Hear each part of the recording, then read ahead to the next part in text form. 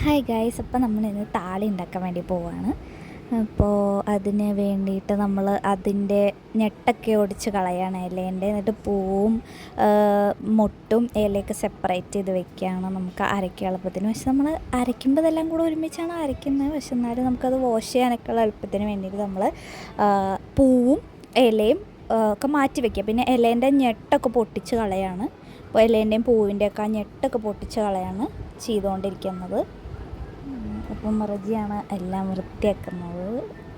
വൃത്തിയാക്കിക്കൊണ്ടിരിക്കുകയാണ്.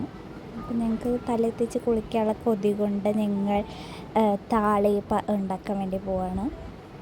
അപ്പോൾ പൂവൊക്കെ അരച്ചിട്ടാണ് നമ്മൾ താളി ഉണ്ടാക്കുന്നത്. അപ്പോൾ ഉണ്ടാക്കണമെങ്കിൽ നമ്മൾ ആദ്യം എന്ത് ചെയ്യണം, നമ്മളത് വാഷ് ചെയ്തെടുക്കണം.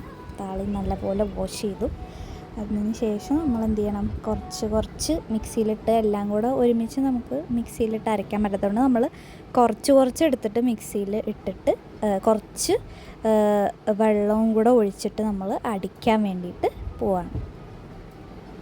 എന്നിട്ട് മിക്സിയിലിട്ടിട്ട് നമ്മൾ മിക്സിയിൽ വയ്ക്കും. മിക്സിയിൽ വെച്ച് തിരിച്ച് കഴിഞ്ഞിട്ട് നമ്മൾ എന്ത് ചെയ്യും, അത് നല്ലപോലെ ക്രഷ് ചെയ്തെടുക്കും. അതിന് ശേഷം ഇപ്പോൾ നമ്മുടെ പേസ്റ്റ് റെഡി ആയിട്ടുണ്ട്. ഇനി നമുക്കിത് തലയിൽ തേച്ച് കുളിക്കാം. അപ്പോൾ അത്രയേ ഉള്ളൂ. ടാറ്റാ.